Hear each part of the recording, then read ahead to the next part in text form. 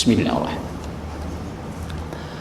Assalamualaikum warahmatullahi wabarakatuh. Alhamdulillahi rabbil alamin. Allahumma salli ala sayyidina Muhammad. Yang Allah muliakan para jemaah musalla ziyadatul iman, insyaallah maghrib, ba'da maghrib malam yang berbahagia ini kita meneruskan kajian tasawuf Ibnu Khaldun. Mari sama-sama kita membacakan ulumul Quran. Lin Nabi Muhammadin sallallahu alaihi wasallam ya Rasulullah wa ala azwajihi wa alihi wa ahli baitihi wa dhurriyyatihi ajma'in wal awliya'i was salihin wal anbiya'i wal mursalin wal malaikatil muqarrabin ولآبائنا ولأمهاتنا ولجدنا ولجداتنا ولأساتذتنا ولمعلمنا ولمشايخنا ولجميع المسلمين والمسلمات والمؤمنين والمؤمنات الأحياء منهم والأموات. خصوصا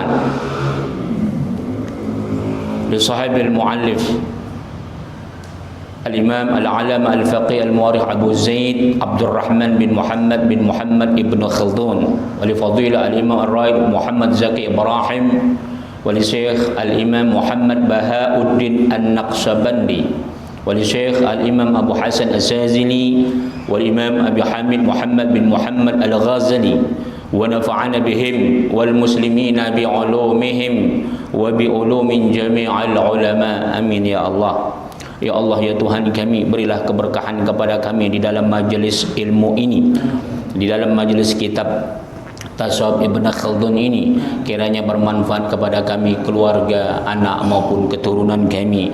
Ya Allah, ya Tuhan, anugerahkanlah kami, anak dan keluarga kami, keturunan kami menjadi imaman lil muttaqin, menjadi pemimpin bagi orang-orang yang bertakwa. Jauhkanlah kami, anak dan keluarga kami, dari segala gangguan, tipu daya muslihat, baik yang datangnya daripada golongan jin maupun manusia. Jauhkan kami dari segala malapetaka, bencana, fitnah dunia maupun fitnah akhirat.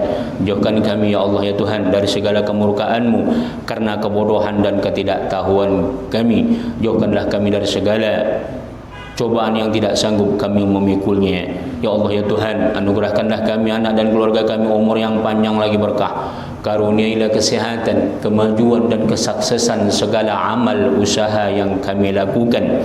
Tak luput pula ya Allah, ya Tuhan, berikan keberkahan kepada seluruh orang-orang yang telah pernah berbuat baik kepada kami, khususnya mereka ya Allah yang telah membantu perjuangan jihad dakwah kami ini. Bibarakati al-Fatihah. A'udzu billahi minasyaitonir rajim. Bismillahirrahmanirrahim.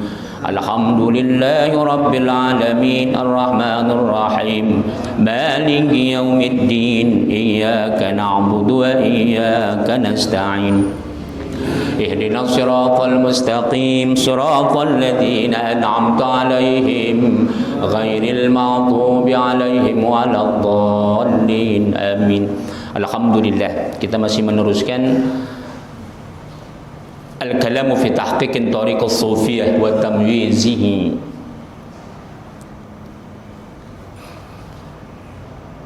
Jadi tentang masalah tariqah sufi dan keutamaan-keutamaan atau kelebihannya. Ini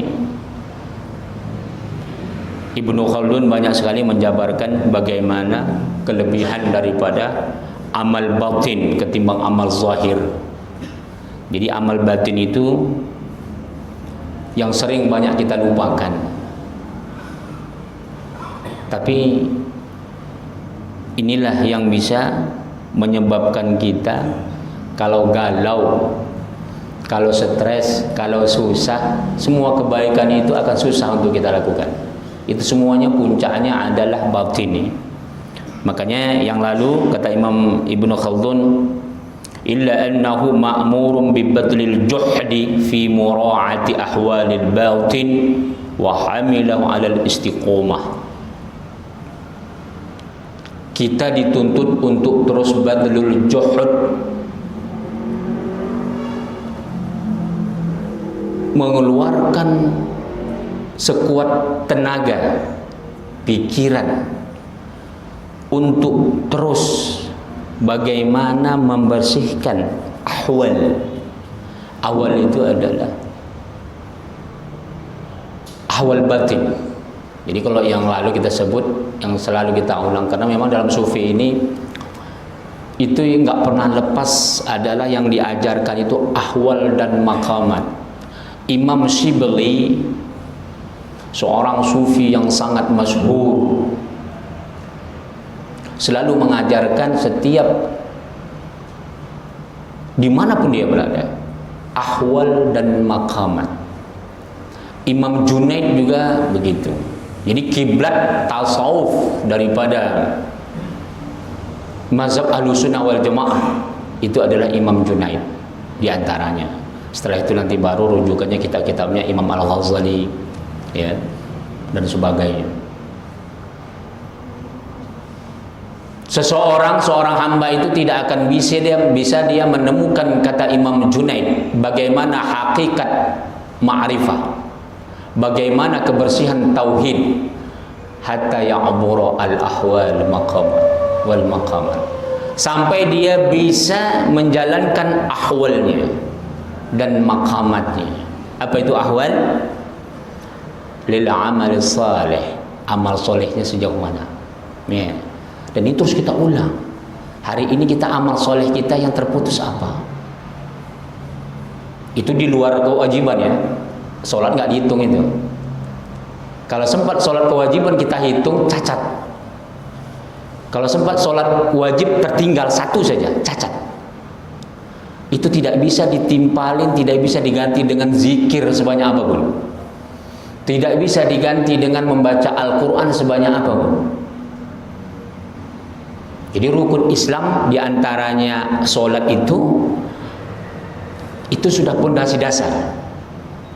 Jadi jangan ngomong tasawuf kalau sholatnya belum beres. Ya. Jadi kalau ada orang yang sholatnya belum beres, jangan ngomong sufi. Jadi kalimat sufi ini karena mengajarkan keindahan bagaimana warna hati kita, bagaimana kebersihan hati itu bisa mendamaikan seluruh alam. Sehingga kalimat sufi semua orang suka.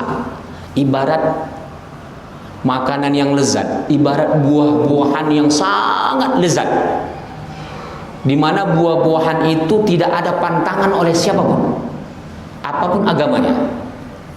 Apapun agamanya. Kita katakanlah buah apa ya, yang nggak ada pantangan orang makannya, buah apel. Iya. Buah apel saya kira orang sakit rematik, sakit encok, gula darah, jantung, kayaknya bisa masuk semuanya. Jadi sufi ini, tasawuf ini, karena dia selalu membimbing pencerahan bagaimana hati kita, hati manusia, sehingga apapun manusianya, selalu dia akan menyeret-nyeret kalimat ini untuk dirinya. Yang akhirnya terjadilah kerancuan bagi orang-orang yang belum kenal agama, apalagi orang yang baru kenal agama dan dia anti tasawuf. Wah, ini habis ini. Dia akan mengatakan sufi itu ajaran Syiah, tasawuf itu ajaran Syiah, tasawuf ajaran Yahudi, tasawuf ajaran Majusi. Kapan Syiah bertasawuf? Syiah nggak pernah bertasawuf. Syiah itu secara ilmu kalam, teologi, Mu'tazilah. Kalau orang awam ngomong itu wajar. Ini enggak, ngaku kiai, ngaku ulama, menuduh tasawuf, katanya ajaran Syiah. Nggak usah saya sebut lah, terkenal kali ustadznya. Coba tengok di YouTube nanti. Jadi kalau kita nggak mampu, itulah pentingnya belajar kitab ini, supaya kita bisa bertanggung jawab secara ilmiah dunia akhirat. Ini enggak, main fitnah-fitnah saja. Bayangkan itu, sangat terkenal, nggak usah saya sebut lah. Klik aja di situ, di YouTube itu, tasawuf sesat gitu, pasti keluar tuh nanti ustadz-ustadz yang maki-maki tasawuf gitu ya. Menuduh Syiah. Syiah itu secara ilmu kalam Mu'tazilah. Mu'tazilah itu mengkafirkan tasawuf.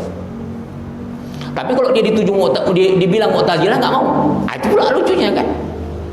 Ustadznya tadi yang mengatakan tasawuf itu ajaran Syiah, dibilang Mu'tazilah nggak mau, marah kali dia. Nah itu ya. Jadi jangan sampai. Jadi dari dukun hitam sampai dukun putih katanya, itu senang disebut tasawuf. Oh senang kali dibilang sufi. Bayangkan orang nggak pernah sholat, nggak pernah apa-apa, dia bisa nari mutar-mutar, tasawuf katanya, tarian sufi katanya. Iya ya. Ya sama lah, kita ngaku Islam tapi mesti mencuri aja kerjanya, mesti main togel aja kerjanya. Nah itu sama lah itu.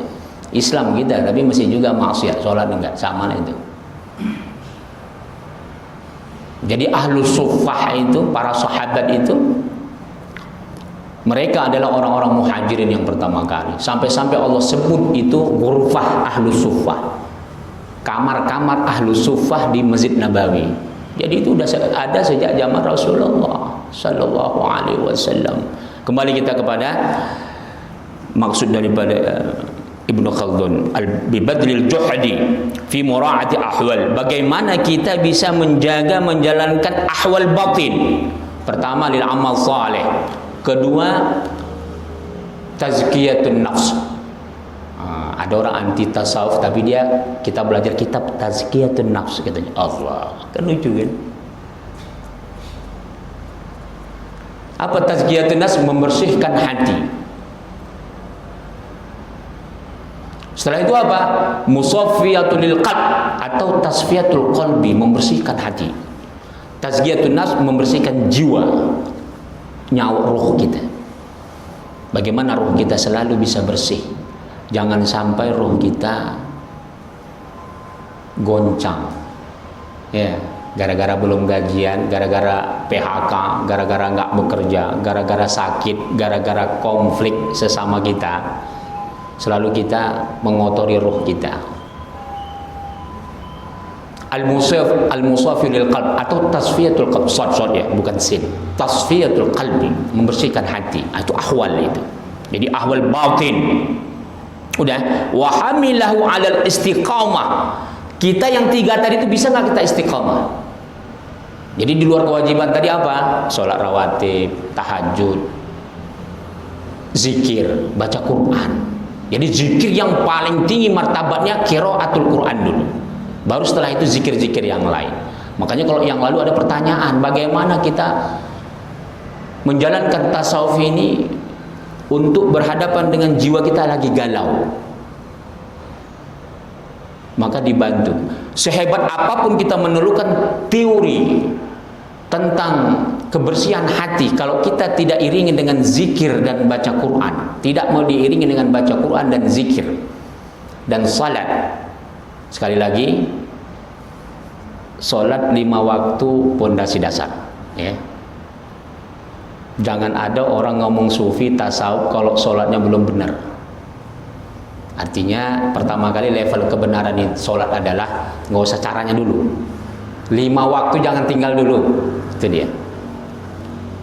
Jadi, oke lah, untuk level orang awam supaya tidak ibadah itu rusak, terkotori, 5 waktu jangan tinggal cinta ilmu dan cinta ulama.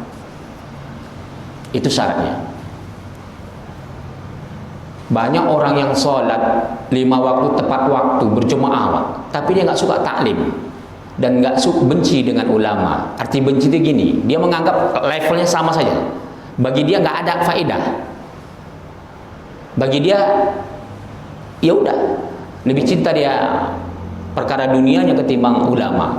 Ini biasanya kering hatinya. Kedua, hidupnya materialistis. Bayangkan, orang yang rajin sholat 5 waktu nggak pernah tinggal berjemaah, tapi dia nggak cinta ilmu dan cinta ulama, ini materialistis. Takut dunianya tinggi. Yang kedua, setiap memandang orang itu hitungannya bisnis. Hati-hati. Boleh nggak berbisnis? Boleh, tapi jangan sampai bisnis itu masuk semuanya. Dalam majelis ilmu pun mesti kita otakkan bisnis juga. Jadi bukan hanya orang awam. Apabila ada ulama juga dia memang dalam hidupnya tidak cinta majelis ilmu dan tidak cinta ulama, walaupun dia ngajar kitab, materialistis. Itu sudah begitu. fitrahnya. Tapi kalau orang yang cinta majelis ilmu, cinta ulama, insya Allah dia akan terkontrol. Dia bisnis, tapi ada masanya ketika ibadah. Ini kan nggak semua mau dibisniskan. Padahal abghadul bilad, kata Rasul dalam hadis sahih, itu adalah aswaquha, pasar. Ahabbul bilad, tempat negeri yang paling Allah cintai itu adalah masajiduha. Ini enggak. Majelis ilmu kalau nggak menghasilkan uang, nggak ada gunanya dibikin majelis ilmu. Ngeri nggak itu? Ngeri nggak itu? Bukan di sini.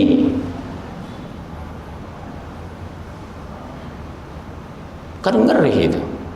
Ya kalau kita memang nggak ikhlas menjalankan dakwah agama Allah, nggak usah jadi pengurus masjid. Saya terus terang ya, dari kecil saya belum pernah saya dengar seperti ini, pengurus masjid mengatakan seperti itu. Baru di Jakarta ya saya baru tahu. Kan ngeri itu.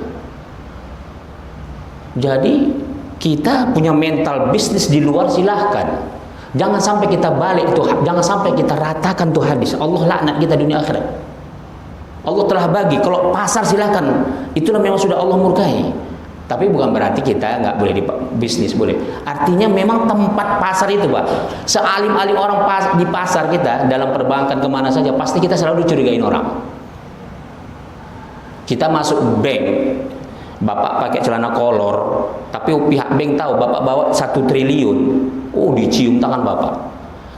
Itu maaf ya, orang-orang bank ada cerita sama saya. Pegawai bank perempuan yang cantik-cantik berani jual diri sama dia, dengan syarat dia mau jadi nasabah bank itu. Yang penting dia jadi nasabah bank itu. Dan itu orang kaya itu nggak perlu datang ke bank, di rumah saya dijemput semuanya, diurusin semuanya, kredit cardnya segala macam, nggak perlu dia datang ke bank. Ada orang alim pakai jubah segala macam, pokoknya alim, udah kere Pak, ditendang di bank. Kita belajar pekerjaan di pasar itu pasti kita saling mencurigai. Oh, ini pencuri. Nggak peduli dia mau kita pakai jubah mau enggak. Pikirannya pasti kita pencuri kalau kita nggak belanja, pegang sana pegang sini. Udah. Kalau di masjid kenapa? Sejahat-jahat orang masuk masjid, kita prasangka baik. Kecuali kalau dia diam-diam mau mencuri ya. Itu lain. Artinya apa? Sekarang terbalik. Justru orang yang mengelola masjid pikirannya bisnis. Wah, kacau nggak itu? Sekali lagi bukan di sini ya. Nah, itu dia. Jadi inilah pentingnya tasawuf ini. Kalau sudah tidak di awal, jadi itu dia ciri-cirinya. Nggak susah kita melihat orang itu ikhlas atau tidak, itu dari perilakunya, dari kebiasaannya. Jadi dan nggak jadi ukuran ketika kita sering taklim kita juga dianggap cinta ilmu. Enggak, banyak orang yang duduk taklim tapi tak ikhlas dia. Bukan itu ukurannya. Jadi Allah lah yang lebih tahu. Allah bisa lebih tahu. Nanti Allah akan nampakkan sedikit-sedikit kita siapa diri kita. Allah akan nampakkan itu, siapa yang dia ikhlas, siapa yang dia. Jadi nggak sama ya martabat seseorang itu. Di sini kata Ibnu Khaldun fi mura'ati ahwalil batin wa hamilahu 'alal istiqamah liyastaqima bihi az-zahir wa yanjadhibu bil kulliyati ila hidayah wa sa'adah. Jadi tujuannya apa? Ketika sudah istiqomah amal batin kita, maka amalan zahir kita pun akan mengalami yang sama, juga akan melakukan hal yang istiqomah. Kemudian kita akan mendapatkan hidayah dari situ. Hidayah itu apa? Petunjuk diberikan Allah. Akal kita akan berpikir yang positif. Kemudian sa'adah, ketenangan. Jadi tasawuf ini mengajarkan bagaimana hati bisa tenang. Tenang ketika susah, tenang ketika sakit, tenang ketika galau. Ini enggak kalau kita semangatnya ketika senang saja kan. Kalau sudah hilang sa'adah, kebahagiaan, wah malas kita. Fa in masatu ghaflah aw tarakhin fi hadzal wajib al-muta'ayyan kana munafiqan. Bagaimana ketika dia mendapatkan kelalaian, aw tarakhin, Atau dia sengaja memperlambat, nantilah aku tobat, nantilah sholat, besok bisanya aku kerjakan itu, nantilah aku sedekah. Sekarang aku kaya tapi belum kaya kali, nunggu kaya kali gitu ya. Bayangkan, aku kaya nggak mau sedekah, nunggu kaya kali.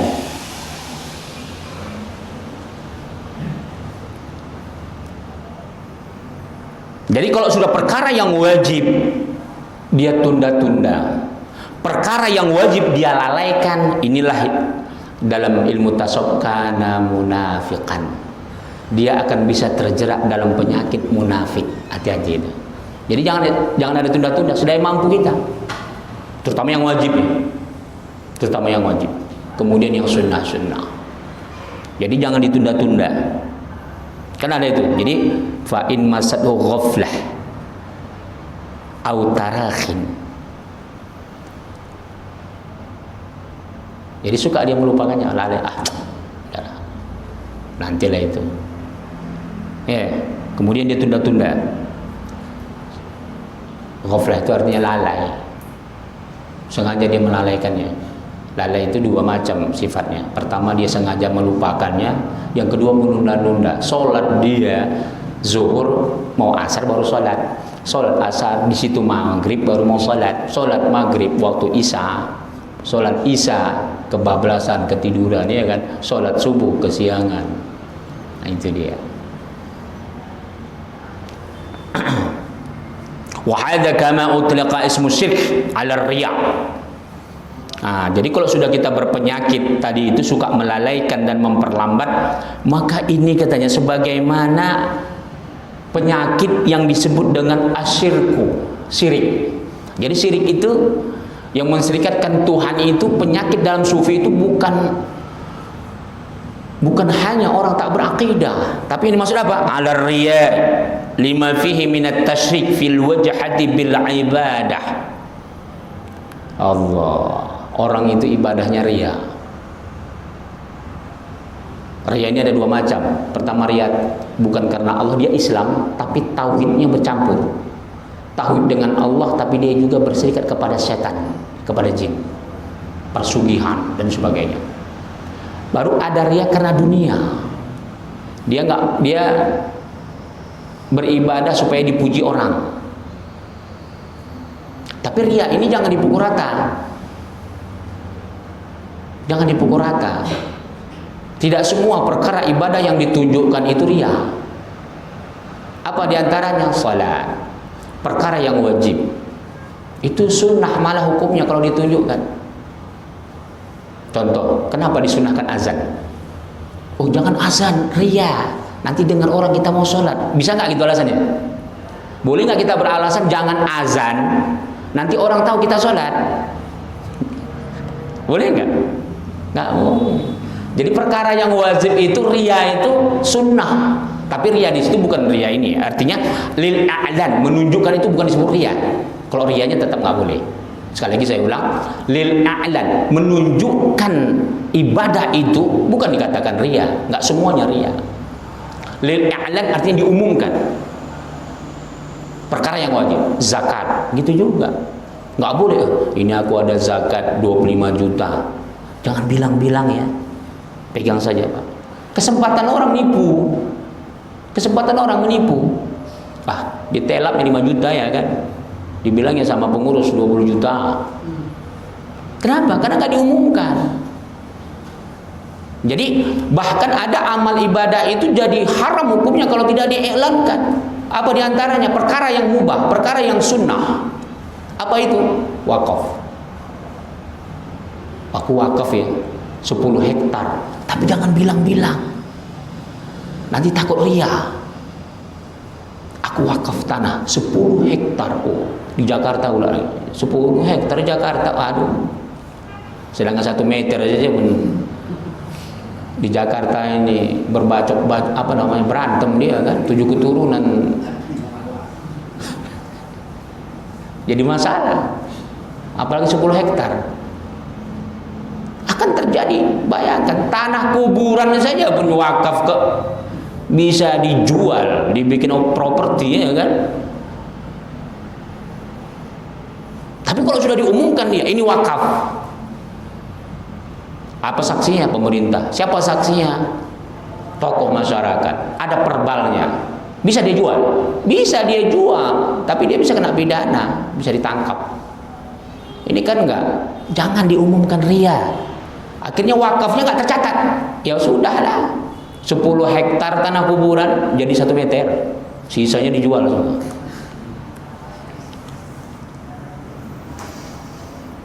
Nah, jadi syirik itu apa? Dalam tasawuf ini adalah riya. Bagaimana dia beribadah itu fil wajhatil bil ibadah. Jadi dalam ibadahnya dia riya. Fa innal mara'i bil ibadati lam tukhlas ila Allah wajhatuh. Jadi dia beribadah itu semata-mata bukan karena Allah, supaya ingin pujian, supaya dia dianggap orang soleh dan sebagainya. Bal huwa mutawajjih fi dzalika ila al-mara'ilah fa sara kal musyrik al-'abid itsnain. Al-'abidul itsnain. Jadi apa? Tujuan dia itu untuk dipamerkan. Jadi dia itu sudah seorang ahli ibadah yang menyembah 2 Tuhan. Tahu maksudnya? Jadi dia sembahyang itu atau dia sholat ibadah sunnah itu, sedekah dan sebagainya, seperti mengharapkan 2 Tuhan. Al-'abidul itsnain. Pertama Tuhannya yang sebenarnya Allah, yang kedua manusia. Supaya dia dipuji. Supaya dia ini. Makanya yang lalu kita sebutkan, kenapa orang-orang tidak beragama, orang-orang Islam yang ria, tetap Allah terima amal ibadahnya. Tapi hanya untuk di dunia. Nanti di akhirat dalam hadis sahih disebutkan, nanti disebutkan ini.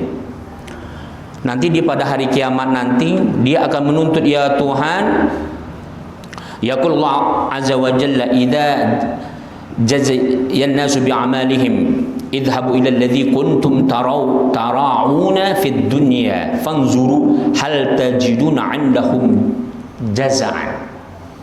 Nanti kita minta, ya Tuhan, aku kan dulu sudah banyak zikir, 8.000 kali aku berzikir. Aku dulu banyak sedekah ya Tuhan. Setiap hari aku sedekah. Udah, apa kata Allah? Kamu silahkan pergi kepada siapa kamu dulu mengharapkan bersedekah di dunia dulu. Coba kamu lihat. Kamu dulu sedekah, kamu dulu berzikir 8.000 kali supaya mendapat ilmu kanuragan, supaya bisa berjalan di atas air. Bukan karena aku, kata Tuhan. Udah. Fanzuru, kamu lihat, hal tajiduna indahum jazaan. Kau cari itu jin yang kau berzikir atas nama itu jin, kau minta sama dia pahalanya. Ini rawahul Imam Ahmad wal Baihaqi wa qala al-Iraq wa rijalu thiqat. Jadi hadis sahih. Bisa nggak jin ngasih pahala di akhirat nanti? Dia sendiri pun stres di akhirat nanti. Nah, itu dia. Jadi riya inilah yang bisa merusak. Walladzina kafaru a'maluhum kasarabim biqayyati yahsabuhu zamanu ma hatta idza ja'ahu lam yajidhu syai'an wa wajadallaha 'indahu fawaffahu hisabah wallahu sari'ul hisab. Nanti orang-orang tak berakidah, kata Allah, yang baik-baik, orang Islam yang banyak dia beramal saleh tapi riya. Nanti kata Allah, dia akan lihat ibadahnya, sedekahnya, kebaikannya selama di dunia itu seperti telaga yang sangat indah, di mana dia ketika itu kelaparan dan kehausan. Telaga itu penuh dengan keindahan makanan yang begitu banyak, air yang begitu jernih, buah-buahan yang begitu ranum. Udah, apa kata Allah? Ketika dia datangi, hilang semua, seperti fata morgana. Ingat kata Allah, perhitunganku sangat cepat. Itu. Jadi nauzubillah tsumma nauzubillah. Itulah pentingnya kita majelis ilmu. Jadi seandainya kita melakukan ria-ria sebelumnya, dari majelis ilmu ini insya Allah menggugurkan itu. Tapi dengan syarat adab cinta. Majelis ilmu inilah yang bisa menggugurkan dosa-dosa ria kita yang dahulu dengan syarat adab dan cinta, dan kita mau tobat. Pentingnya karena majelis yang ibadah yang paling tinggi talabul ilm. Kama qala Rasulullah sallallahu alaihi wasallam afdal. Jadi at-talabul ilm afdal minas salah, afdal minas siyam, afdal minal hajj, wa afdal min jihad fi sabilillah. Bayangkan jihad di jalan Allah itu mempertaruhkan nyawa. Tapi kata Rasulullah lebih afdal menuntut ilmu. Salat rukun Islam. Puasa rukun Islam. Tapi martabatnya lebih tinggi menuntut ilmu. Kenapa? Orang yang tak ada ilmunya macam mana sempurna dia melaksanakan puasanya, sholatnya. Berapa banyak orang yang jihad di masa Rasulullah masuk neraka. Terkejut sahabat. Kenapa? Nah, inilah pentingnya ilmu. Ketika dia berperang bukan niatnya karena Allah ingin cari harta ghanimah. Ketika meninggal diperiksa jenazahnya terdapat harta rampasan emas dan sebagainya. Bayangkan orang yang sudah mati jihad di jalan Allah secara zahir, kata Rasulullah masuk neraka. Ternyata hatinya tak ikhlas. Apalagi kita menuntut ilmu kalau nggak ikhlas. Gitu ya. Wallahu taala alam bisawab. Silakan kalau ada. Kita teruskan sedikit lagi ya, sebentar ya. Ini hadisnya. Fasaqah itulah ismu syirik alaih. Jadi itu katanya disebut dengan syirik. Kama warada fi qauli sallallahu alaihi wasallam, sebagaimana Rasulullah mengatakan ar-riya' syirkul asghar. Riya itu adalah syirik yang paling kecil. Itu ya. Wa hadhihi kullaha adillatu wadhiha ala anna sya'nul batin a'zamu wa ilaju aham. Jadi semuanya ini katanya adalah dalil-dalil yang jelas sekali tentang perkara batin itu adalah sangat agung. Wa ilajuhu, bagaimana membersihkan hati itu sangat aham, sangat penting ya. Wallahu taala alam bisawab. Silakan kalau ada. Ustaz, sebenarnya kita kan kalau ada afdal membaca Quran surat Ar-Rahman dan Al-Qiyah kan habis Ustaz ya. Nah, itu juga ada zikir-zikir yang khusus juga disebut juga Ustaz. Nah, mana yang lebih dahulu kan Ustaz? Membaca surat tadi Ar-Rahman Al-Qiyah dulu atau zikir dulu gitu.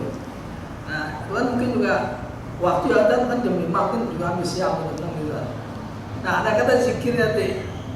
Misalnya baca Quran dulu, terus zikirnya tidak lengkap saat itu, kemudian nanti mungkin kita ulangnya sudah siang itu saat itu gimana Ustaz? Mana dulu kan zikir dulu apa surat baca Oke. Sampai subuh gitu Ustaz. Itu aja ya. Alhamdulillah rabbil alamin. Ada yang lain? So, silakan. Bisa sekarang ini kan zaman teknologi canggih. Iya. Biasanya kita ingin juga membagi ilmu yang kita dapat dari apa yang kita kaji. Berarti kan kita share. Apakah itu termasuk riya buat diri kita terhadap orang banyak? Dan kita siap gitu loh untuk mengajak. Ada niat nggak mereka untuk kita ajak gitu. Itu aja ya. Tapi sebagian orang terkadang ada yang mengatakan, riya amat itu dibagi diri. Iya. Share gitu. Itu aja ya. Udah, alhamdulillah rabbil alamin. Tentang masalah zikir, yang paling afdal adalah membaca Al-Qur'an benar. Cuman dia tidak mesti banyak, sedikit pun jadi. Yang penting continue. Pertama, zikir Quran itu adalah membaca dari awal sampai khatam, sedikit-sedikit aja setiap kapan waktunya kita sempat. Kemudian zikir-zikir yang memang biasa, ayat-ayat maksus, yang khusus memang Rasulullah perintahkan kita, tapi itu sunnah aja. Contoh habis maghrib umpamanya Rasulullah suka membaca Yasin. Nanti ba'da Isya Rasulullah suka membaca surah Al-Mulk. Ada surat-surat yang lain. Jadi itu bebas sebenarnya, nggak mesti ditentukan. Itu hanya fadilahnya saja. Kayaknya saya sudah pernah mengeser ini. Sudah lama saya share itu. Ada runtutan hadis-hadis Rasulullah sallallahu alaihi wasallam menyuruh kita membaca ayat-ayat tertentu. Nanti kalau malam Jumat umpamanya membaca Alif Lam Mim Sajadah. Kemudian setiap mau tidur membaca 100 ayat. Kalau mau mimpinya bagus. Kalau mau mimpinya tidak dicampur aduk oleh jin, oleh setan. Makanya Rasulullah membaca 100 ayat. Di antaranya adalah Alif Lam Mim Sajadah. Karena Alif Lam Mim Sajadah kaifiatnya adalah apabila dibacakan itu iktajalas syaitan wa yabki. mencicing itu setan, dan dia sambil menangis. Nah, bahkan bukan hanya itu, di dalam kitab kita Al-Mughni wa Syarhul Kabir, kitab kita yang besar itu, yang kita belajar kitab fikih, itu sampai-sampai sahabat ketika membaca itu dalam salat, pohon itu tunduk dan mengajarkan doa, saking takjubnya menghormati orang membaca itu. Akhirnya penasaran ya sahabat, setelah habis salat didatangi Rasulullah, ya Rasulullah, aku tadi salat ketika membaca Alif Lam Mim Sajadah, pohon itu sujud bersamaku. Yang kita baca setiap malam subuh Jumat. Nah itu, ketika sujud itu, pohon ikut sujud dan mengajarkan doa. Dia hafalnya doa itu, dibacanya di depan Rasulullah. Kata Rasulullah, benar, memang iya. Kaifiat itu bukan setan, bukan apa yang mengajarkan engkau. Memang pohon itu dianugerahkan Allah untuk memberikan petunjuk bahwasanya ayat surah Alif Lam Mim Sajadah kaifiatnya sangat luar biasa. Jadi dalam hadis Sahih Muslim disebutkan, setan itu kalau kita baca itu Pak, di rumah, di mana saja, terutama Rasulullah mengamalkan mau tidur, itu setan itu lari mencicing dan menangis. Saking dia takut dan sedihnya, bukan hanya sekedar takut dia dengan bacaan itu, tapi dia sedih. Kenapa manusia kharra sujada, mau merobohkan lututnya untuk menyembah Allah, sementara kami tidak. Itu dia ya. Jadi banyak lagi Rasulullah mengajarkan kita zikir-zikir dan sebagainya. Saya kira itu sudah bertahun-tahun kita share ya. Kemudian bagaimana kalau kita zikir yang wirid, yang memang kontinu, tidak bisa kita membacanya pagi sampai tuntas, bisa disambung. Yang penting 24 jam itu kita kerjakan. Nggak bisa waktu duha, waktu zuhur, nggak bisa ba'da zuhur, qabla asar, ba'da asar, qabla maghrib. Ternyata sibuk kali kita atau lupa, diqadha malamnya, malam hari keduanya. Itu dia, diqadha. Tapi khusus yang wirid, artinya memang ada zikir yang memang terus sebagaimana yang pernah kita ajarkan itu. Jadi zikirnya paling penting ya. Ini adalah untuk membantu bagaimana ketika kita mencapai sebuah ahwal. Ketika kita nggak akan bisa membersihkan hati kita, walaupun teori kita hebat. Maaf, makanya motivator dunia, ia menyebut motivator number one in Indonesia, kan ada itu, Andri Wongso umpamanya ya kan. Kan terkenal deh motivator sebelum Maria Teguh. Udah, kita senyum saja. Mau sehebat apapun mereka mengatakan bagaimana motivator handal baik dunia apalagi tingkat nasional, bahkan ada yang mengatasnamakan mencari ketenangan hati pakai ilmu batin, pakai meditasi. Kita tersenyum saja. Janji Allah sudah itu. Orang yang jauh dari Tuhannya mau kayak mana teorinya, terbukti semua. Yang dulu mengatakan meditasi kunci kebahagiaan dan sebagainya, hancur. Yang jatuh dalam lembah maksiat, yang akhirnya berzina. Jadi nggak bisa mau sehebat apapun. Jadi motivator itu sifatnya adalah sathi. Tapi kalau sudah kita berkaitan dengan Allah yang Maha Pencipta sampai mati insya Allah. Tapi yang penting istiqamah. Direnungi saja Al-Fatihah. Bismillahirrahmanirrahim. Ya Allah, hanya Engkau yang Maha Pengasih lagi Maha Penyayang. Alhamdulillahirabbil alamin. Segala puji bagi Tuhan semesta alam. Ar-Rahmanir-Rahim. Hanya Engkau Allah yang Maha Pengasih lagi Maha Penyayang. Maliki yaumiddin. Ya Allah, Engkaulah yang menguasai hari pembalasan, hari kiamat ya Allah. Iyyaka na'budu wa iyyaka nasta'in. Hanya kepadamu lah kami menyembah ya Tuhan, dan hanya kepadamu lah kami memohon pertolongan. Ihdinas siratal mustaqim. Tunjukilah kami ke jalan yang lurus ya Allah. Siratal ladzina an'amta 'alaihim ghairil maghdubi 'alaihim waladdallin. Amin. Itu jalan orang-orang telah Kau berikan nikmat ya Allah. Sebagaimana Kau berikan kemuliaan kepada ulama-ulama dulu, orang-orang saleh dulu ya Allah. Meskipun mereka miskin, nama mereka harum ya Allah. 1000 tahun mereka telah wafat. Seperti ini Ibnu Khaldun sudah 700 tahun lebih. Kenapa Engkau muliakan ya Allah? Mulia Ibnu Khaldun bukan hanya di kalangan orang Islam. Di Eropa, kurang apa hebatnya Muqaddimah Ibnu Khaldun, pakar sosiologi Islam, lebih duluan daripada pakar-pakar ilmuwan Eropa. Ghairil maghdubi 'alaihim waladdallin. Amin. Bukan jalan mereka yang Kau murkai ya Tuhan, dan bukan pula jalan mereka yang sesat ya Allah. Kalau itu kita renungi Al-Fatihah saja. Banyak ulama kita dulu mengajarkan kita baca Al-Fatihah sebanyak-banyaknya setiap habis salat. Itu menjadi nur badan kita. Ketika Al-Fatihah itu sudah menjadi nur di badan kita, maaf, nggak perlu kita doa. Ada orang jahat sama kita, ya Allah itu jahat, bikin dia sakit. Nggak perlu kita doakan dia buruk, nggak usah. Orang yang mengamalkan zikir kena sendiri dia. Ada jin setan mau berbuat jahat sama kita, orang yang mengamalkan suratul Fatihah dia akan celaka sendiri. Jin itu bisa celaka sendiri, Pak. Itulah dia. Jadi zikir itu harus diiringi dengan kita belajar tasawuf ini. Tapi zikir yang bersih ya. Jangan nanti dapat ketemu dengan Mbah Bejo, oh, kamu zikir ya sekian sekian, potong kambing katanya, darahnya ketampung, tanam di depan rumah. Wah, ini kacau ini. Ini pakai nama Tuhan juga dia kan. Nah, inilah bahayanya nih. Ngaku sufi dan sebagainya. Oke, silakan ada yang lain. Oh, belum ya. Tadi siapa tadi? Yang terakhir. Jadi begini, itu adalah perkara kita nggak usah menuduh orang lain. Silahkan mereka menuduh kita ria, nggak apa-apa. Allah sebutkan, in tubdus sadaqati fa ni'ammahi wa in tukhfuha fatu'tuhal fuqara fa huwa khairul lakum. Silahkan engkau itu bersedekah diam terang-terangan atau diam-diam. Tapi kalau untuk orang miskin kau harus diam-diam. Supaya jangan menjatuhkan murah dia. Ini enggak, orang miskin sini antri. Lo miskin lo sini. Nah, biar tonton orang semua, jangan. Jadi ada dua di situ ayat. Kata Allah, boleh kamu terang, yang penting hati kita. Nanti sampai kita nanti ya. Di sini udah. Saya baca saja langsung walaupun belum sampai kajiannya. Udah nanti di ujung daripada pembersihan hati kita ini, walihada kana an-niyatu allati hiya mabda'ul a'mal aslan fil ibadat 'inda syar'i wa ruhan laha hatta innal 'amala idza khala 'anha batal wa la yu'taddu bihi al-mukallaf fil imtithal. Udah. Dari seluruh amal batin kita, pondasi dasar itu seluruh mabda'ul amal. Dasar amal ibadah kita itu adalah di dalam ibadah itu adalah niat.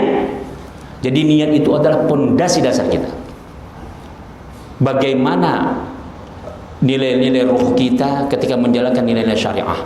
Innamal a'malu binniyah. Sesungguhnya kata Rasulullah, amal ibadah itu tergantung kepada niat. Silahkan orang fitnah kita ria, nggak apa-apa. Yang penting kita bukan niatnya ria, nggak usah. Yang udah sejelek-jelek orang menuduh kita ria, kita berprasangka orang lain menuduh kita ria. Kita difitnah kita ria, udah. Tapi lebih buruk kalau kita nggak terima dikatakan dia ria.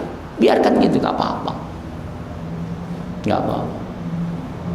Innal ladzina ja'u bil ifki usbatun minkum wa tahsabuna syarrul lakum bal huwa khairul lakum likulli imri'in mimma iktasabu minal itsm.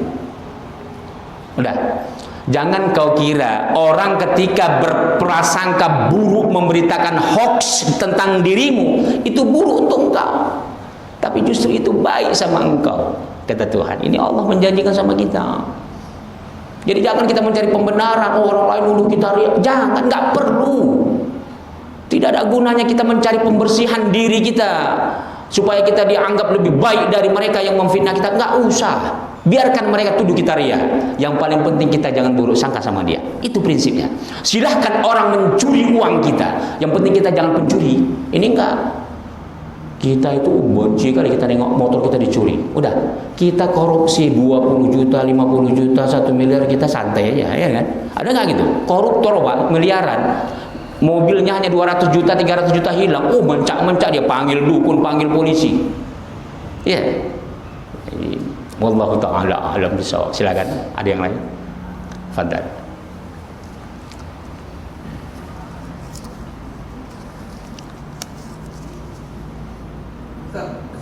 Fadhal. Kadang melakukan kosan. Beberapa tapi kita telah itu Ustaz. Jadi kita nggak baca Al-Fatihah. Langsung, karena emang kita sudah rukuk gitu. Nanti apakah tadi kita membuka puasa? Atau memang tadi menanggung Al-Fatihah kita juga gitu? Iya. Jadi kalau sholat mufarakah itu semuanya kalau mufarakah artinya kita memisahkan diri. Apabila memang imamnya yang salah, maka tetap martabat kita sama kayak berjemaah. Tapi kalau kita mufaraqah, imamnya bukan salah, ya kita bisa berdosa, membatalkan tanpa sebab. Itu pertama. Yang kedua, kalaupun kita menganggap itu salah, ternyata tidak, fadilahnya saja yang berkurang. Kalau kita mufaraqah dalam sholat itu fadilahnya berkurang.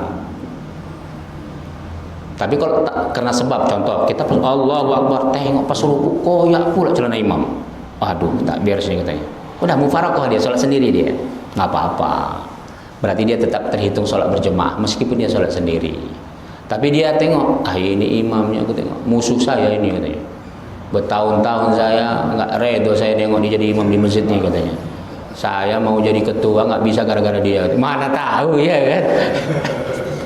Nggak mau dia berjemaah, ini salah ini. Tak boleh, berdosa. Jadi makanya ukuran kita benci nggak boleh sholat bersama imam yang jahat, yang fasik adalah perkara akhirat, bukan perkara dunia. Jangan gara-gara utang belum bayar, marah jadi imam sama dia, belum bayar utang dia katanya. Jangan. Tapi perkara syariat, contoh dia umpamanya kerjanya minum khamar, jadi imam, itu nggak boleh kita ikutin. Tahu-tahu dia fasik, sholatnya 1 hari sekali saya sholatnya, tahu-tahu jadi imam dia, iya kan? Atau dia bandar narkoba, jadi imam dia, nggak usah. Cuma ada nanti masanya untuk mendidik. Contoh, kita dulu pernah menyidang, Pak. Masa saya sebut, terkenal sekarang di Indonesia. Masa saya sebut lah ya, nggak enak. Udah, dia dulu mengingkari sholat itu tak wajib. Kalau saya sebut namanya, Bapak terkejut batin. Tapi memang Bapak pun kalau benci juga kalau saya sebut namanya, benci juga Bapak dengan orang. Udah, kita sidang itu, Pak. Menangis-nangis itu di Mesir dulu. Habis itu suruh sholat dia, suruh jadi imam dia. Itu untuk mendidik gitu. Gitu juga kita pernah menyidang, ada orang kerjanya suka kali mencuri barang. Kerjanya tukang mencuri, orangnya pintar, tampan, ganteng, cerdas. Tapi dia itu apa namanya? Penyakit apa? Kleptomania ya. Itu setiap dia bekerja kalau nggak ngantongi barang orang itu nggak senang itu. Sampai-sampai satu kamar sendiri barang kawannya pun dicurinya, ditaruhnya di lemarinya. Ketika ketahuan nggak ngaku dia. Kita sidang, kita suruh dia sholat jadi imam. Nah itu boleh, ada masanya untuk mendidik, ya. Nah, itu. Sebagaimana Habib Munzir, ketika dia menengok preman yang kelas kakap, tukang mabuk, tukang berzina, didatanginya, dicium tangannya. Akhirnya preman kelas kakap tadi itu langsung terkejut, ini Habib cium tangan saya katanya kan. Taubat dia langsung. Itu Habib Munzir, Allah yarham. Beliau baru 40 tahun dah meninggalkan kita. Itu dia ya. Udah ya, Al-Fatihah. A'udzubillahi minasyaitonir rajim. Bismillahirrahmanirrahim. Alhamdulillahirabbil alamin arrahmanir rahim maliki yaumiddin. Iyyaka na'budu wa iyyaka nasta'in. Shiratal mustaqim. Shiratal ladzina an'amta 'alaihim ghairil maghdubi 'alaihim waladdallin. A'udzubillahi minasyaitonir rajim. Bismillahirrahmanirrahim. Allahumma ij'al hadzal majlis barakatan wa mubarakah wa ba'id 'alaina fitnatan minad dunya wal akhirah. Walhamdulillahirabbil alamin. Assalamualaikum warahmatullahi wabarakatuh.